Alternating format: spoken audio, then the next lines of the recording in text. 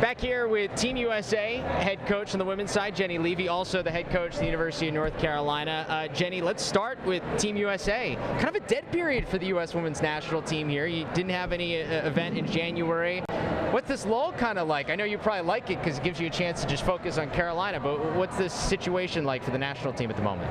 Well, we're coming out of a great fall. We're at obviously the Fall Classic in Sparks, Maryland.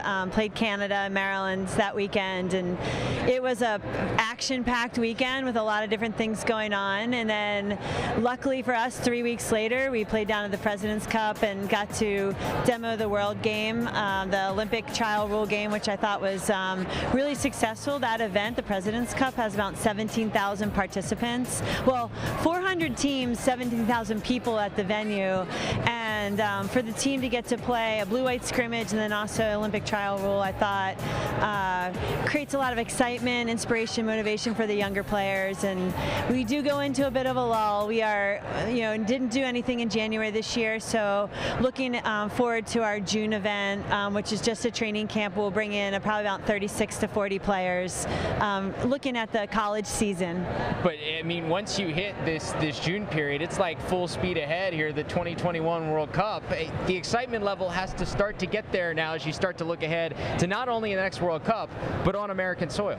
Right. So this summer, once we hit June, we'll be exactly almost a year away from the 21 World Cup, which is at TOWSON, Maryland, at TOWSON University, and really working right now to think forward and make sure the event is made space for, so to speak, because we have a lot of club tournaments and a lot of things, but we really want the young people in the United States to come out and watch that tournament. So we're doing some work now to try to get the word out to the different clubs that run different tournaments, even our own coaches organization, the IWLCA, to make sure that everyone knows the dates of the World Cup and to try to make space in their calendar to allow people to come and watch it. I know, obviously, the World Cup in England was such a success for Team USA, and then they went on and won the World Games as well that same summer. But it seems like this is just the perfect storm of the success of women's lacrosse and the continued growth, and then having a World Cup on American soil just as a great way to really boost the sport into a whole nother level. I agree, and it's something that we've been working on for the past 2 years, is trying to increase the visibility of our athletes. They're so talented, they work so hard, and they're great promoters of the sport and great role models for these younger players to aspire to be. And really trying to work hard I go and I see a little kid here, I say, hey, who's your favorite player? And a couple years ago at camp, I'd asked a full camp of kids, 400 kids, who's your favorite player? And not one of them could name a World Cup player, and we had just won gold. So my goal for the next World Cup in 21, besides winning, which we've never won on home soil. So we're 0-2 on home soil in World Cup, which isn't good. So we've challenged our team that way, but also challenging USA Lacrosse to really try to get our players out there more so the little guys know exactly who their favorite players are. So when you look at the team in particular, as you have the daunting task of trying to pick the athletes that will compete for Team USA in that 2021 World Cup, from my sense, it seems like you have a core group that you have a pretty good feeling about because you keep bringing them back. Is that true in terms of the feeling you have about a core group of players as they look ahead to that game? Yeah, I think, as they're evaluating different players, we've been in an evaluation process now for 2 years, so we've probably seen over 70, 75 players that we've brought in and out of camp. But we have found a core group of guys who work well together. We really are valuing, obviously, the physical fitness component, but the stick work and the skill work is really important for this next generation of U.S. players, because we want the younger group to watch them play and want to emulate their skill, not just being fast, but like really taking women's lacrosse to the next level where it's so fun to watch. And so we're finding a really good core and then starting to build around that with other potential options with players. And then I assume a lot of it is just also based on chemistry, trying to figure out who works really well together, and you pair them up on similar offenses and defenses, right? Oh yeah, I mean, chemistry is huge. You can't take, essentially we have an all-star team, but we really need to be more than that. And so the chemistry and fit fitting the right personalities in is going to be an important part of picking the team as well. So before you get to 2021, we got a 2020 women's lacrosse season for you guys down in Chapel Hill. High expectations for your Tar Heels team. How do you manage the expectations of, in some places, seeing a #1 next to that name, North Carolina? Well, our expectations every year is to try to be the best that we can be. Whether we're ranked 1, 2, or 3, I think it's familiar territory for us. But I think it's important that we work every day. A little coach talk here, but it's true. You have to be focused on the here and now. Try to be where your feet are.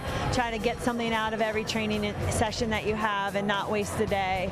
And we can't wait for our season to start. Our opponents will tell us a lot more about ourselves, right? Yeah. We'll expose our weaknesses, see where we're strong, and so we're looking forward to our opening game against JMU on February 9th. Yeah. But really liking my team. Our leadership has been very effective this year. A little hard-working group, and with really good chemistry. And doesn't mean we have it in the bag, you know. Like you have to go earn it. Yeah, you have to. There's other teams out there that probably feel very similar to what we do. Is that we've got a chance, you know.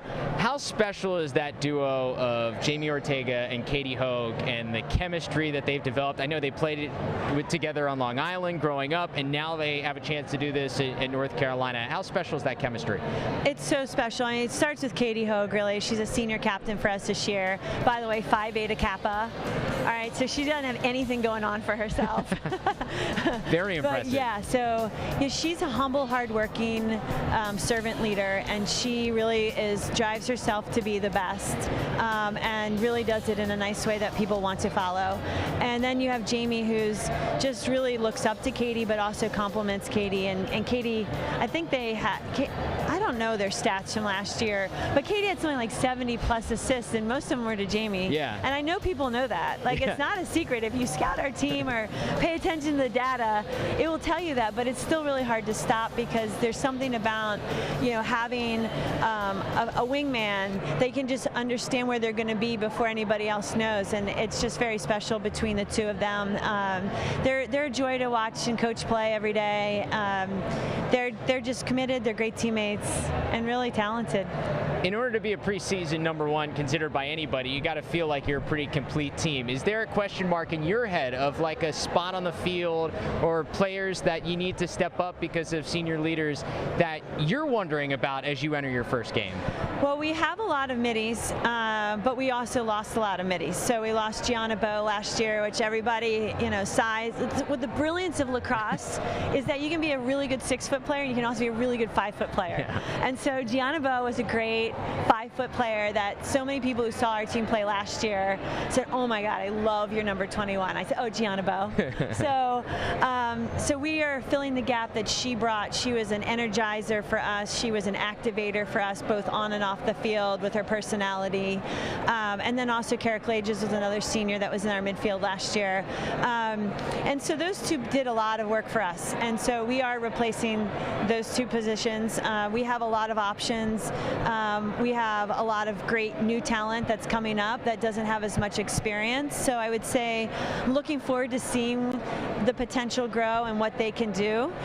Where obviously on offense we return Jamie and Katie, but also Scotty Rose Growney, who ended up, like, if people watched her at the Final Four last year, she was so exciting to watch. And then defensively, we return most of our starters. We are replacing Charlotte Sofield in the back, but we also have a lot of returning. So I think that's why that people want to put us high, is because there's not as many question marks. Yeah, right. But doesn't mean other people won't climb you if you don't keep working. So it's true. I can't believe it, but the season's fast approaching. Coach, we appreciate all the time. Enjoy the rest here at LaxCon, and we'll catch up again soon. Thank you so much for having me, and I'm just excited for 2020. Yep. How can we be so old? It's crazy. This is awesome. Thanks, Coach. Thanks, yeah.